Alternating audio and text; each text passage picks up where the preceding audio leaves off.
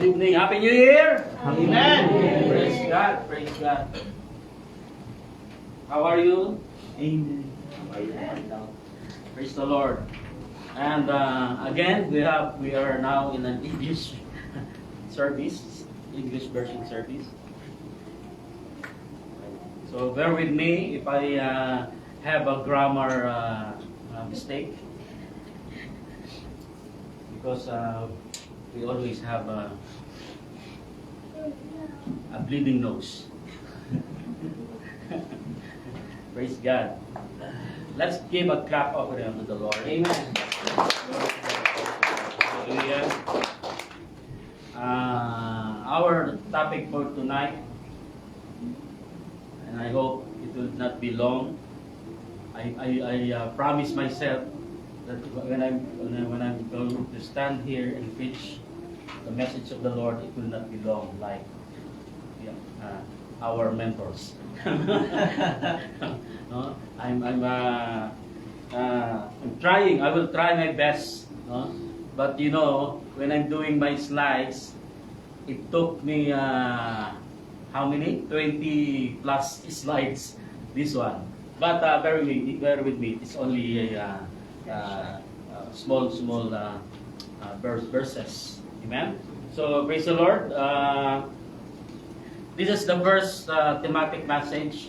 Welcome to our brethren from Uganda. Oh, only one girl tonight, huh? Praise God. Hallelujah. There's always God is always have a plan for us, and praise the Lord. And our first topic for this year and for this month of January 2024. How's your New Year? It's good, right? Yeah, because our God is faithful enough to us to give us the blessings that we have. It's not the material blessings that we are expecting, or the world is expecting, but the blessings that we are having is eternal, right? Amen. Amen. Are you there? Amen. Oh. Bumalak pa ang tulog. Wala gising na gising. Praise the Lord. Aware na. Amen. So, as I said, this is the first topic. This is a series of thematic message for this January. It's about, and the first one is about blessing God. That's why we sang the song, "Bless the Lord, O my soul," and it's about the topic is about blessing our God. Amen. And the message is blessing God and remembering His benefits. So can we stand and read our text key verse? Actually, this comprised with us up to verse 103 from verses 1 to 5. Our scripture text, but this is the key verse that I want you to perceive, to receive. Again, 1, 2, 3. Bless the Lord, O my soul, and all that is within me. Bless His holy name. Bless the Lord, O my soul, and forget not all His benefits. And let us pray. Hallelujah, Father God in heaven, O Holy Jesus and Holy Spirit, we come to you, O Lord God, hallelujah, by your grace and mercy. Thank you, Lord, for your faithfulness unto us. As we enter this year, 2024, O God, you are with us, O Lord God. We thank you, Father God, and we are grateful that you are with us, Father God, as we go along the way, or facing the 2024. If there's any challenges, hallelujah, in our lives, in this year, Father God, we know when we believe, O Lord God, that you are going to be with us, Father. And right, Lord God, whatever message that you have imparting unto us, O God, Lord, hallelujah, we just pray, Father, that you continue to anoint your words, O God, that your people, that those who listen to your words will encourage themselves, will stir up their spirit, Father, hallelujah, that they may continue to glorify you, to exalt you, and to bless your holy name, Father God. Amen. Hallelujah. We thank you, Father God. Just, hallelujah, anoint your servant, Panginoon. I know I'm not a worthy, Father God, but you, hallelujah, you are the one who is worthy. You are the one who is righteous. And let the people, and let your name be exalted, and let your presence, O Lord God, be magnified in this place. Hallelujah, as we study your words, O God, and the message of the Lord tonight. Amen. We trust you, Father God. We trust you, Holy Jesus and Holy Spirit, everything tonight, and whatever activities we have for tonight, O Lord God. We entrust everything to you. This is our prayer in the mighty name of Jesus. Amen. Amen. Amen. Amen. Hallelujah. Praise God. Amen. Okay. Ito lang ang hindi naman dito. Praise God. Okay. Are you ready? Amen. Isa lang ready dito. Ready. Are you ready? Yes. Are you ready, Okay. Okay, let's start. As we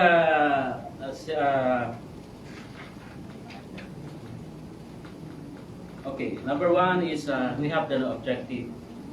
I usually want to have an objective in every message that we're giving.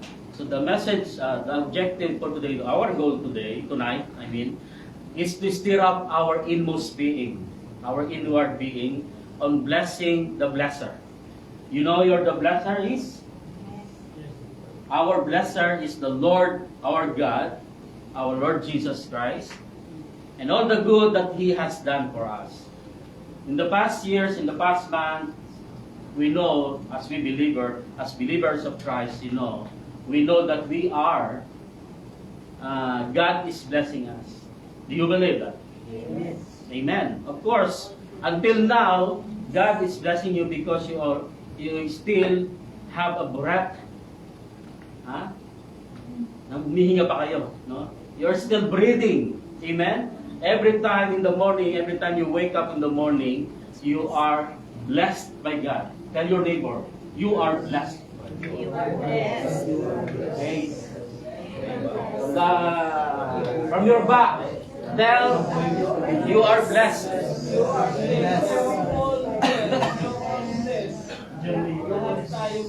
Amen. Those who are blessed by God, give a clap offering to the Lord. A best clap offering. Amen. Amen. Hallelujah.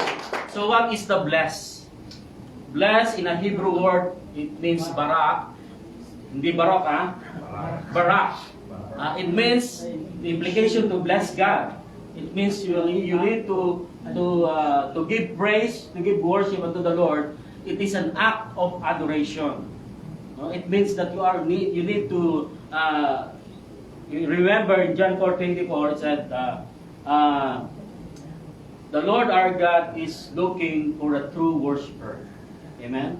Because He wants us to worship in spirit and in truth. And we need to bless is more than to praise. It's just not singing songs, no? Like the one who Abraham did when he offered Isaac. He is worshiping what he said to Isaac when they are going to the mountain. No? He said, "We will worship."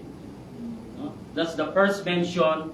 That's the law of first mention in the Bible when it was mentioned first. It is very important. No? So the first mention of worship is in Abraham, when Abraham brought Isaac to offer Isaac to the Lord. Amen. So it is more than to praise, it is to praise with affection and gratitude. So when we are worshiping the Lord and we are blessing Him. Amen. God is not just the one who is blessing. We too can be we can bless also God in return, right? And by that it is an act of adoration. It is by worshiping Him, by praising Him, by living our lives according to His will. Amen? Understand? Amen. Medyo nanunuyo agad ha. English kasi. I'm sorry. Thank you. Now, usually the people all over the world, even us Filipinos or even Ugandans maybe, people easily forget what they have received. They have received maybe a blessing or a material blessing or a blessing from increment in the work or high salary. For a moment, they will be happy. For a moment, they will rejoice and they will celebrate. No? But after a day or a couple of days, it's just nothing. No? They will go on in their lives. To think that they have not thanked or they have not blessed those who to whom the blessings came from. Amen. But we believers of Christ, we know that whenever we receive blessings from God, even material things or even spiritual or physical things, physical blessings, our initial reaction would be thanking God. Amen. Amen. Amen. Yes. So whenever we are going, waking up in the morning, of course, when you, ano bang unang ginagawa natin? What are the first thing that we do when we woke up? Pray. Talaga ba? Amen. Really? Come on. Amen. Of course, when the first thing when you wake up, you will open your eyes, right? Yes. It's a joke. It's a joke. Of course, you need to thank you, Lord. I have a breath. I have a nice breath. I open my eyes. Thank you, Lord. No, that's the automatic initial reaction that we need to do as believers of Christ, because we know those God gave you that a moment of waking up in the morning. Amen. And the rest would be in Matthew 6:33. When you seek the Lord, seek first His kingdom, all these things will be added. So, when you first worship the Lord and thanking Him in the morning when you wake up, you'll be from the whole day expect blessings, expect other things that will be added unto you. Amen. Amen. Praise God. So, every mortal life has received countless benefits at the hand of the Lord. So, kahit hindi mananampalataya, even unbeliever, non-believer, they are receiving gifts, right? Diba? James 1:17. Every good and perfect gift is from above, the Lord our God, coming down from the Father of the heavenly lights, who does not change like shifting shadows. Amen? Every good and perfect gift. So kahit masama ng galing yan, but it is, there's a verse in the Bible that saying that the riches of the wicked is going through the righteous. Right? I think it's in Proverbs. I don't remember yet. So, every good gift is coming from our God. Amen? So, it's very true because the Psalm said, the earth is the Lord's and everything in it. So, God created everything here on earth. Even the one that you are wearing, even the things that you are in yourself, in your life, that you are having, it's came from our God. He did allow that. He allowed that to have your things or your possessions to have in you because He wants you to bless. He wants to bless you. Amen? Medyo nabubuloy na. Naintindihan niyo po ba? Amen. Yung mga Pilipino na, naintindihan niyo po ba? Amen. Amen? Okay. Do you understand what I'm saying? Okay. Thank you, brother. Sis. Amen. No? Every mortal life has received countless, but the sad thing to say, most people, those who don't believe in Christ, those who believe in God, they just live, go on their lives, even they are receiving any good gifts. No? They are not realizing that the God who created the heaven and earth is the one who gave them those material things, those good things that He has, that they have. Amen. So, in Psalm 103, bless the Lord, O my soul, and all that is within me. King David, when he wrote this, or when actually Psalm is singing, right? It's like a song written, and they are singing it in a temple. So David is communing with his own heart. When he sang, or when he wrote this song, he is communing, or he is telling himself. So, yung mga nagmumuni-muni, di ba? Minsan tayo kapag may gusto tayong gawin, di ba, parang kinakausap natin yung sarili natin. We are talking to ourselves. Sometimes we are like fool, no? We are like crazy people. We are talking to ourselves, right? Telling that you want to do this, right? Right? Naintindihan niyo yun? Yung parang gusto mo, meron kang gustong gawin, sinasabi mo sa sarili mo, parang naman nag-aaway-aaway, di ba? Or there is something that is battling in your mind, but you are talking only to yourself, right? David, when he wrote this, when he sang this, he is communing with his own heart and stir up himself to the duty of praise, meaning that he is telling his inward being, his soul, to bless the Lord. And all that is within me, he said. All that is within me means that he is telling his spiritual being to bless, to worship, to praise the Lord. Amen? This is the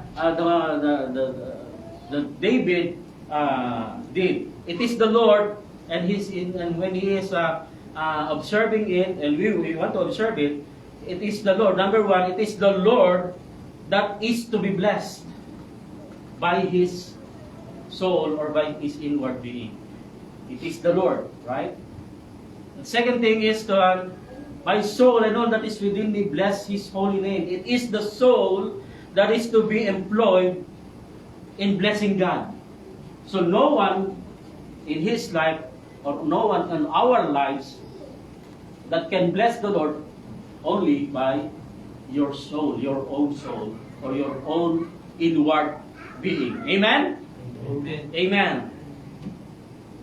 And forget not all His benefits. There must be a grateful remembrance of the mercies we have received from Him. So, maybe there is an impossibility that you cannot praise the Lord or you cannot worship the Lord when you have nothing that you have received from God.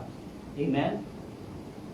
How can you thank, or Jason, how can I thank Jason if I didn't receive anything from him? Right? It's just like when God give you a blessing, when God gave you material things, or even physical health, good health, what will you say? what will you do? Of course, first thing is you will thank God. Thank you, Lord. The usual word, the usual words that we can utter when we are receiving any good gifts from God is, thank you, Lord. And that's one part of acknowledging and worshiping the Lord. Amen? Amen. Praise God. So, it is we need to remember something that God has done for us, for our spiritual being. Spiritual being. Every believer is a born again who has who believe in the Lord Jesus Christ, who accepted Jesus Christ in our life. Everyone? Amen. Is there anyone here who didn't accept yet the Lord Jesus Christ? We experience a born again experience, and our spiritual being, our spirit being, been born again, because when we don't believe, when we are not yet accepted the Lord Jesus Christ, our spirit being is dead. No? That's why our lives is not according to the will, or we don't have fear doing the things that God doesn't want us to do, like sinning, no? Like doing things that God don't want us to do, right?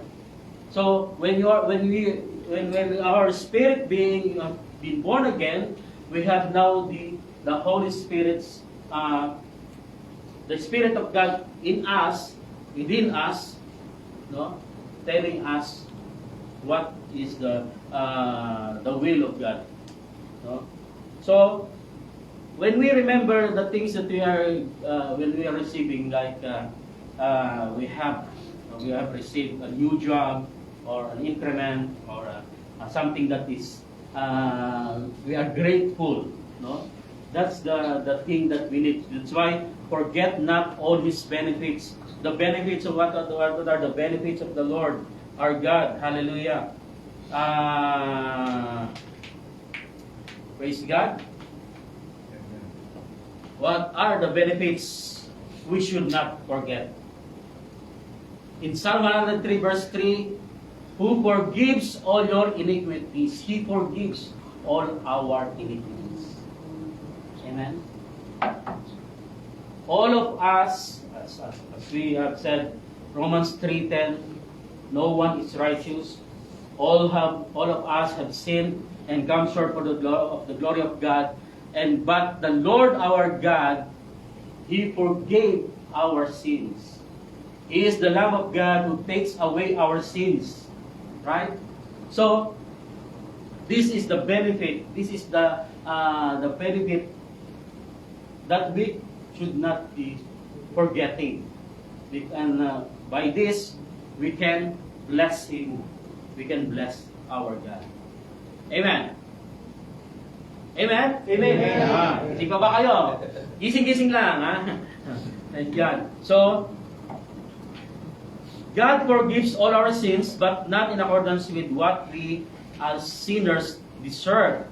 Forgiving is God's merciful act of forgetting every sin for which we repent and claim His promise of forgiveness. Meaning, when we are, when God forgave us, of course we need to repent for our sins.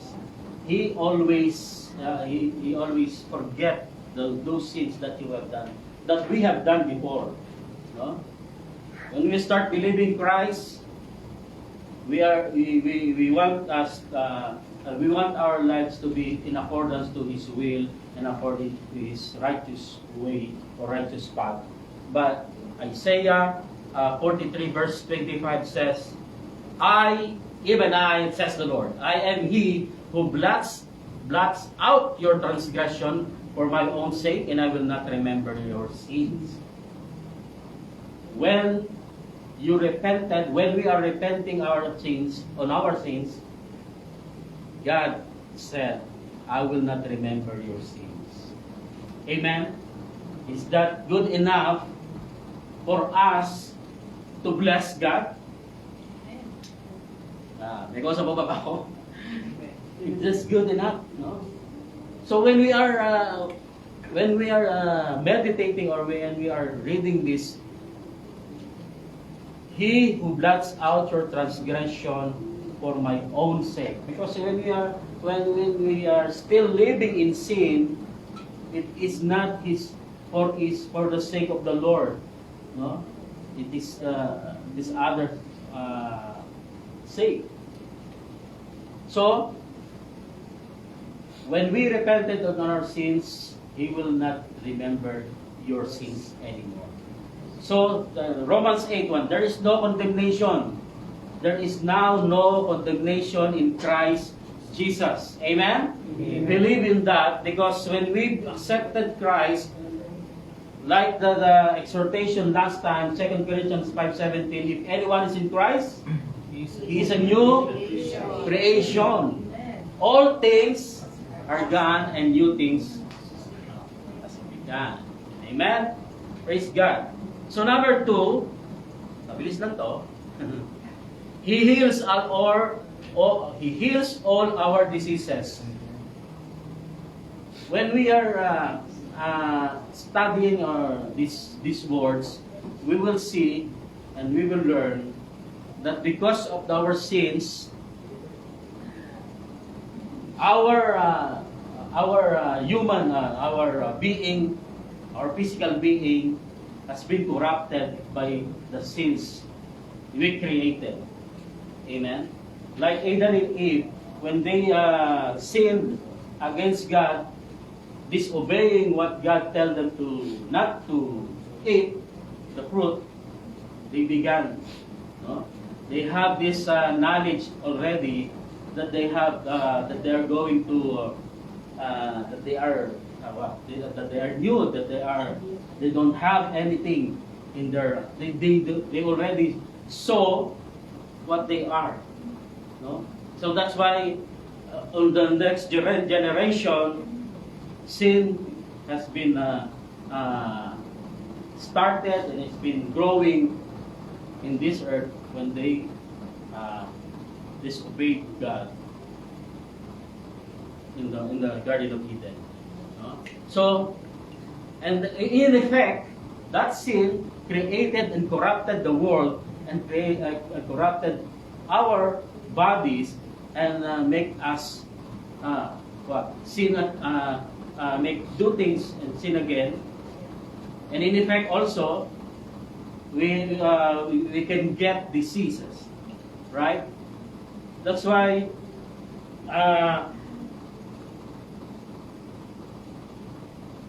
God made again a way, a way that that He can heal the whole being by believing in the Lord Jesus Christ. God is the source of all healing. Amen? Satan cannot heal you. He wants you, what John 10:10 says, the thief came to steal, to destroy, to kill, and to destroy. Amen? That means our being is being destroyed by this earth, by this prince of this earth, Satan. And that includes the diseases. That's why we have in the last 2 years, 3 years, in 2020, we have experienced a pandemic, right? But it's that good thing for us, a believer of Christ. We know that we are protected by the Lord. We are protected by the blood of Jesus. Amen? Amen. Let's give a clap offering to the Lord. Hallelujah. So He said in Exodus 15:26, the Lord said, I am the Lord who heals you. He's the one, the source of healing, so He's the one who will heal you. So if anything that you have experiencing in your body, or anything that needs healing, the Lord our God is the one who will heal you. Amen. Amen. Because He said, I am the Lord who heals you. Amen. Remember when later on, we will remember what Christ did in the cross of Calvary. He was bruised by it, not bruised. He was bruised by it. In Isaiah 53 verse 5. Yung katawan niya nabayubay, no? His body was beaten, and he died, no? For us to receive healing because of his death on the cross of Calvary. That's one of the benefits. Isaiah 53 verse 5, no? And if you have your if you are going to remember or want to check on the Bible, please check Exodus 15:26, Psalm 147 verse 3, and Isaiah 53 verse 5, Jeremiah 17:14. This includes how God is healing us and how God providing healing for us. Number 3, He redeems our life from destruction. Psalm 103 verse 4. Who? When David said, "Bless the Lord, O my soul, and forget not all His benefits," this is the other benefits. Number 3, who redeems your life from destruction. We know when we are sinning, when we are not believing in Christ, we are not accepting Him, we are continuing our sin. Amen? So, what the Word of God says in Romans 6:23. For the wages of sin is death, but the gift of God is eternal life. Amen? Praise God. He redeems us. He gave His life. He gave His only begotten Son for us to be redeemed. To redeem us from destruction or from death. Right?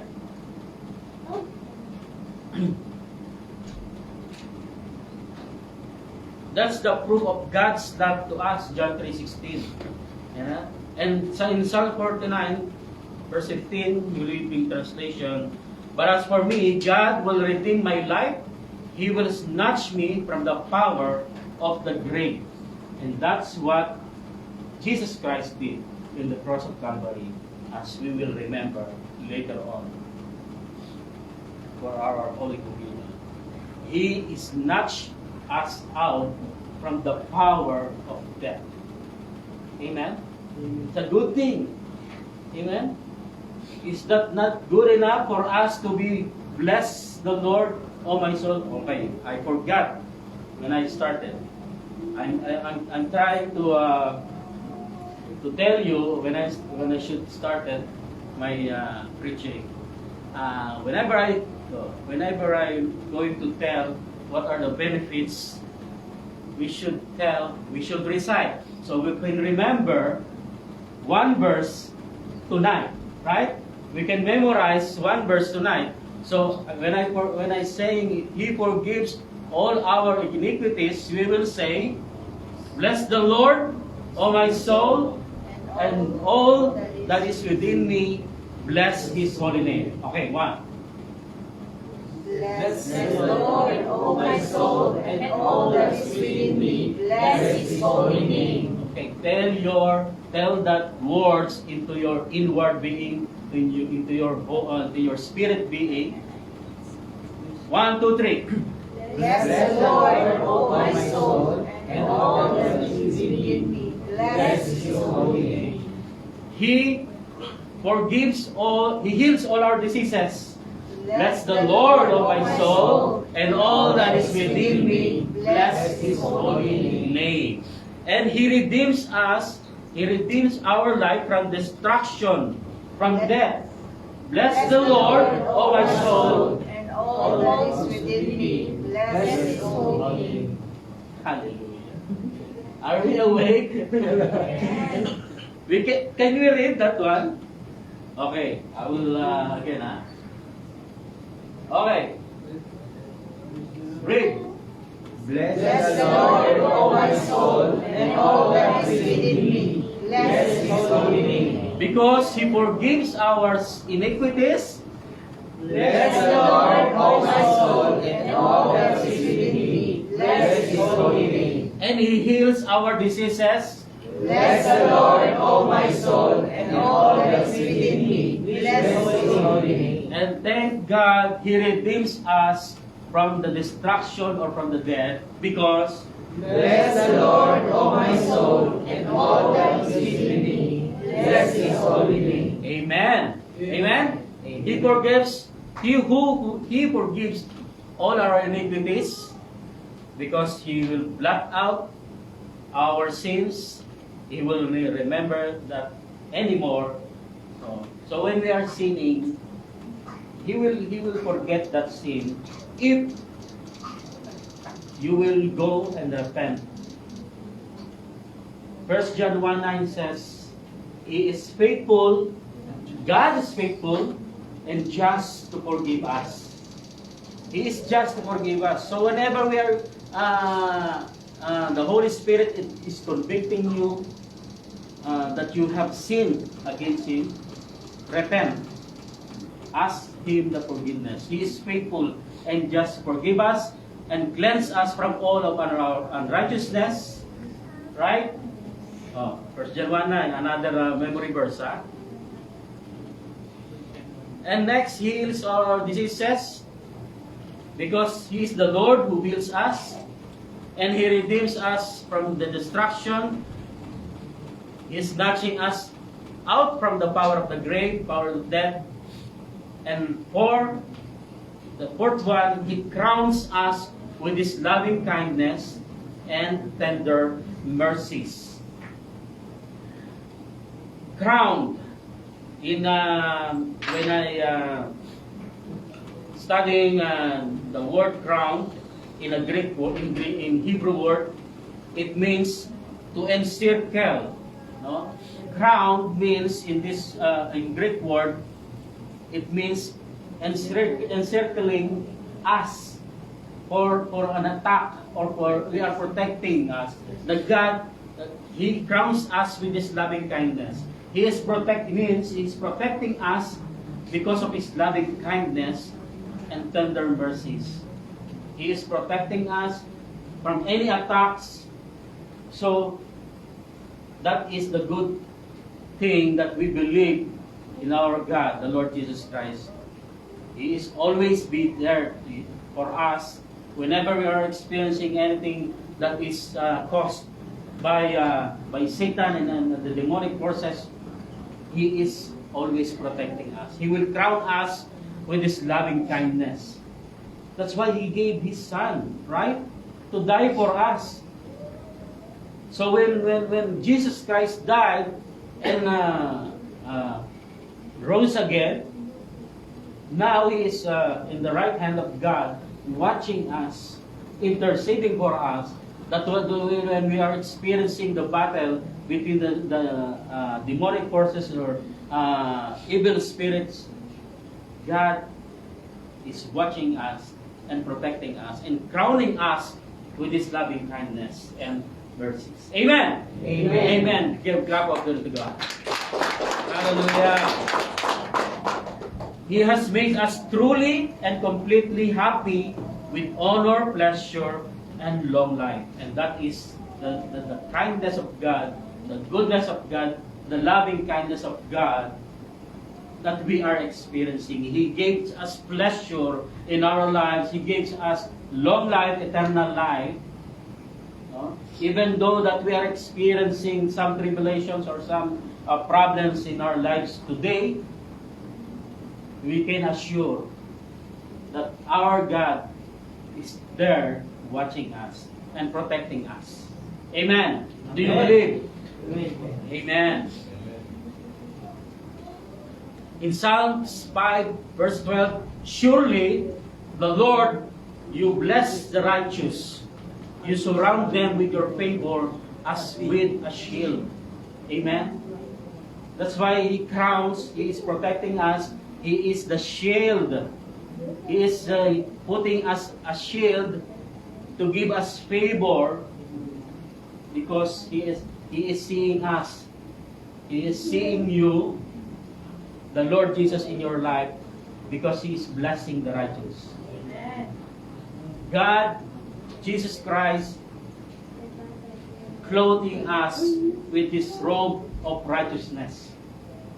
So whenever we are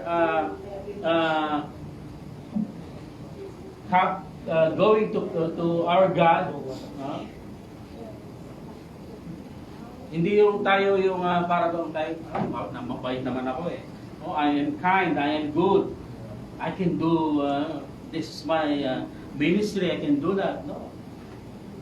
Without Christ, we are nothing. Amen? So that's why when we are going to prayer or going to God, our God, the Father, is not seeing you, but seeing the Lord Jesus Christ in your heart. Amen? That's why we are being righteous because of the Lord Jesus Christ.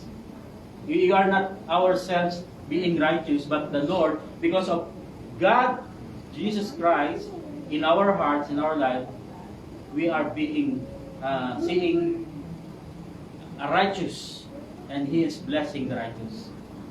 Amen? Glory to God. I hope you understand. Amen? Praise God. Ang hirap talaga eh. Number 5 and the last. Hallelujah. He satisfies our mouth with good things. Verse 5. Who satisfy your mouth with good things, so that your youth is renewed like the eagles. It's not a literal mouth that is satisfying you, but of course, when you said mouth, it parallels your life, how you live, amen, how you live in this earth, and God is satisfying us while we are when we are living in His will. I know and I believe that God is satisfying us. It is only the favor and grace of God that can give satisfaction to a soul. Even if meaning the grace of God and of His favor, His unmerited favor, is given to us, and that satisfies our soul. Amen. Praise God.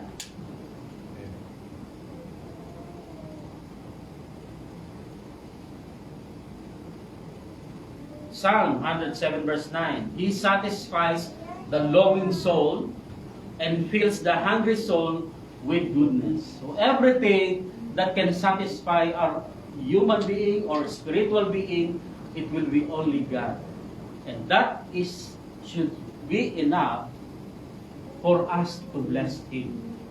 Amen? And don't forget, we should not forget these 5 things, 5 benefits that King David gave unto us or imparted unto us. Oy! Okay, later on. Bago pa eh. No, I mean it means these things. Number 1 is He forgives our iniquities.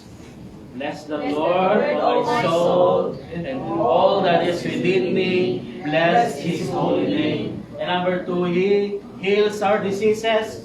Bless the Lord, O my soul. Antay ko ka kaya. And all that is within me. Bless His holy name. He redeems us from the life of destruction. Bless the Lord, O my soul, and all that is within me. Bless His holy name. Ano yung number 5? Number 5 na ba yun? Number 4, He crowns us with His loving kindness and tender mercies. Bless the Lord, O my soul. Nagigising na sila. Oh, they're waking up. Number 5, He satisfies us, our mouth, with good things. Bless the Lord, O my soul, and all that is within me. Bless His holy name. Amen. So you have memorized one verse from the book of Psalms, and this is Psalms 103, verse 1. And the verse 2 is very easy. It repeated, "Bless the Lord, O my soul, and forget not all His benefits." So you can memorize verse 1 and 2. Amen? Amen. Palakpakan natin, Lord. Hindi na kayo, God gave you a verse that you can live on, that you can remember when God, when the Holy Spirit is convicting you to bless God, to worship God.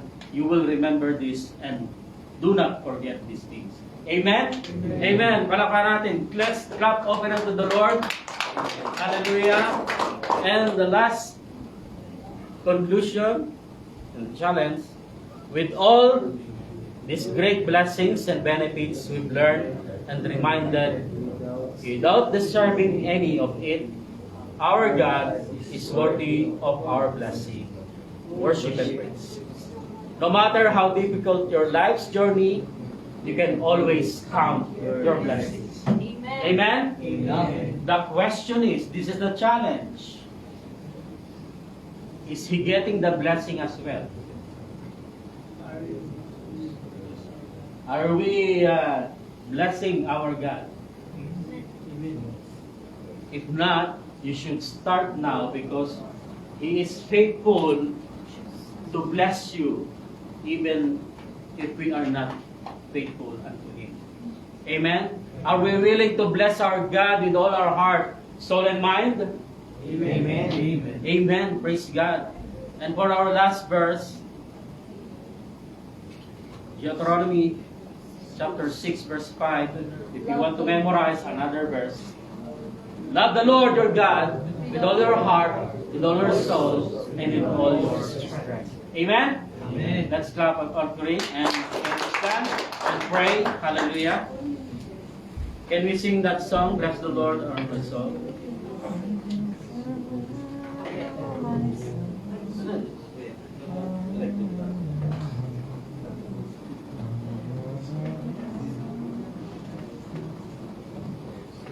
Okay, now we will bless the Lord, and let your spirit be in focus on our God, who created us, who blessed us faithfully. And as we enter into His presence, let your concern tell Him what your concern is. If you are experiencing problems, if you are experiencing that needs healing in your life, if you want a need a redeeming, a redemption in your life, God will give you satisfaction, and He will crown you with His loving kindness and tender mercies. Hallelujah. Bless the Lord, oh my soul, oh my soul, worship His holy name. Sing like never before, oh my soul, I worship your holy name. Bless the Lord, oh my soul. Bless the Lord, oh my soul, oh my soul. Raise your hand to the Lord our God. Worship His holy name. Prophetically, touch the heart of God, so that He can reach you, back. Hallelujah. And sing this song prayerfully, and sing it to the Lord. Sing it to Him. Bless the Lord, my soul, oh my soul, I worship His holy name.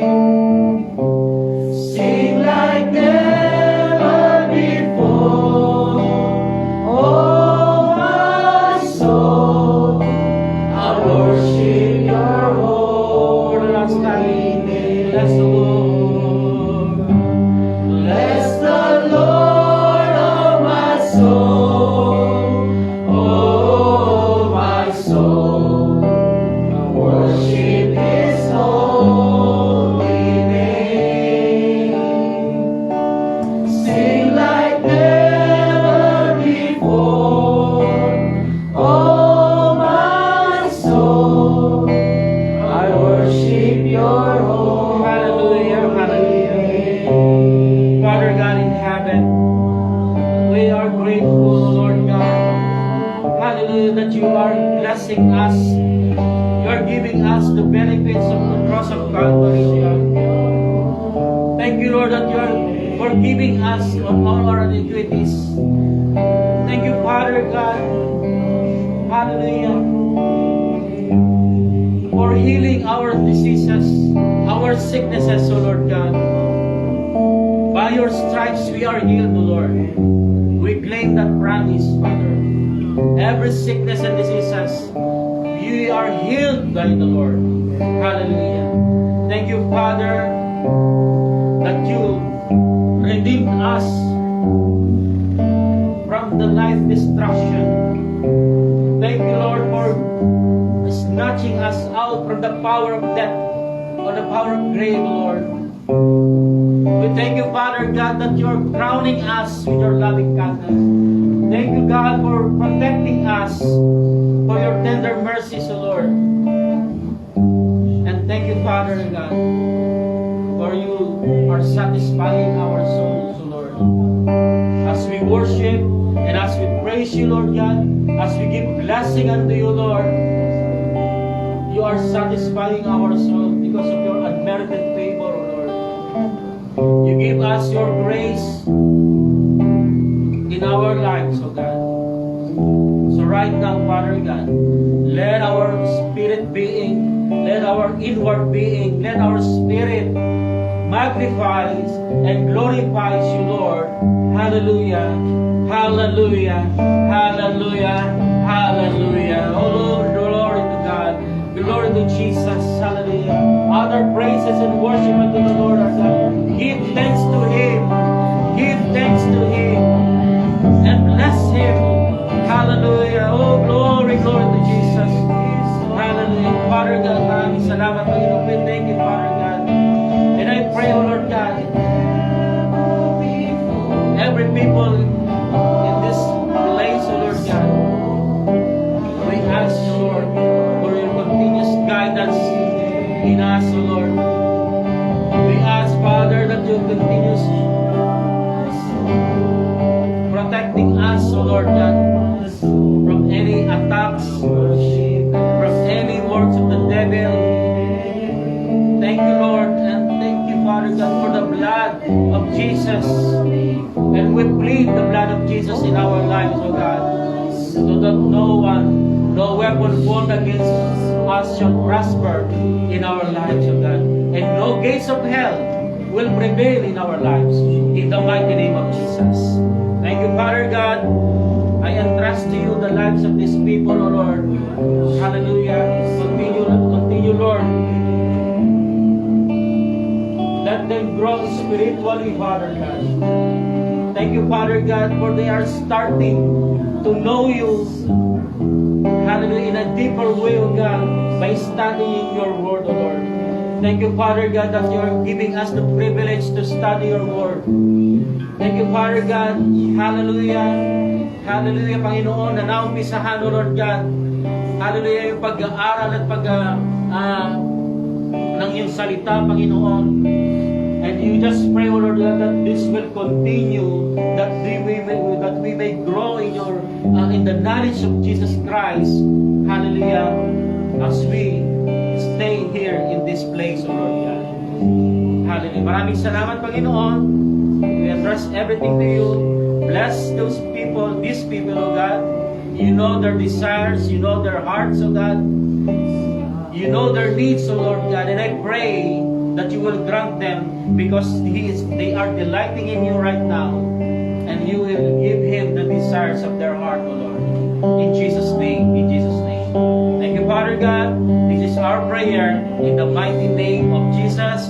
Everybody says in agreement, amen and amen.